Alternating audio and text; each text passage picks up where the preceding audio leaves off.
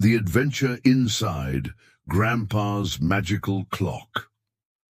Once upon a time, in a cozy little town, there lived a boy named Max.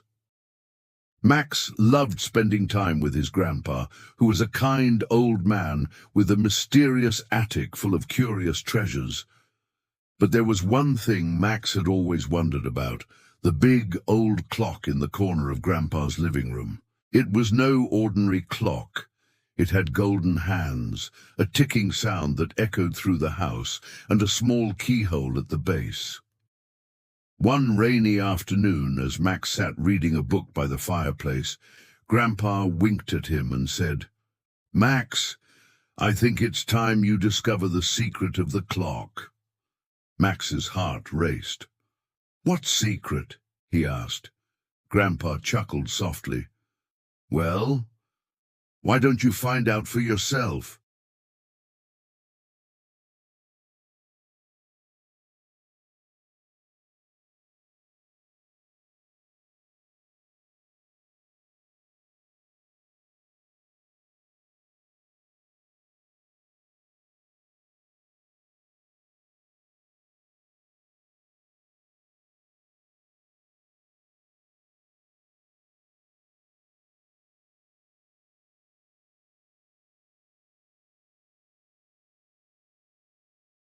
As he descended, the sound of the clock ticking grew louder, and soon Max found himself in a magical world inside the clock.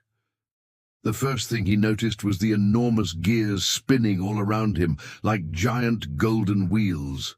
The walls were made of shining brass, and soft light flickered from lanterns floating in the air.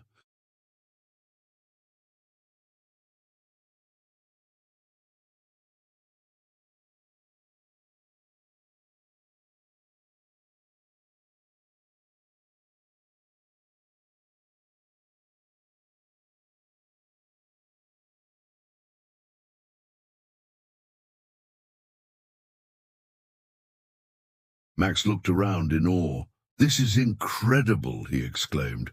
"But why do you need me here?" Mr. Tock's expression grew serious. "You see, young Max, the clock is powered by the magic of time crystals, and one of those crystals has been stolen. Without it, time itself will stop." Max's eyes widened. "Where did it go?" "It was taken by the time thief, a mischievous creature who lives in the cave of forgotten moments," Mr. Tock explained. "We need someone brave enough to retrieve it." Max didn't think twice. He was ready for the adventure. Mr. Tock handed Max a glowing compass and said, "This will guide you." Max set off with the compass, traveling through the magical corridors inside the clock. He crossed bridges made of clock hands, climbed ladders of ticking numbers, and passed through rooms filled with swirling sand and starlight.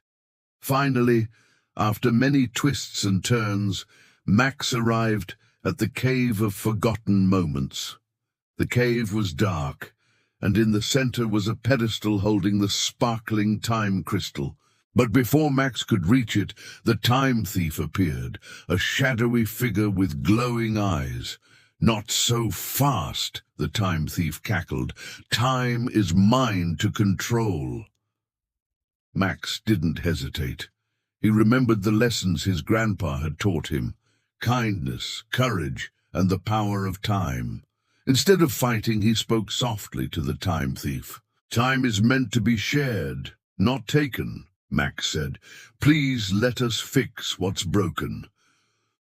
The time thief paused, his eyes softening. He had never been spoken to kindly before. Slowly he placed the crystal back on the pedestal. The moment the crystal touched the pedestal, time began to flow again. The clock's gears turned smoothly, and the world inside the clock came to life once more. Mr. Tock and the other tick-tickers cheered. "Max, you saved us," they said.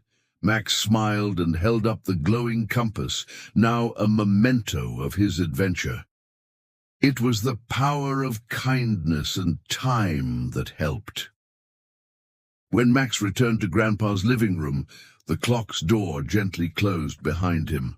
Grandpa winked at him and said, "So how was the journey?" Max grinned. "I think I'll never look at clocks the same way again." And from that day forward, Max knew that time wasn't a T just about hours and minutes. It was about the moments that mattered most.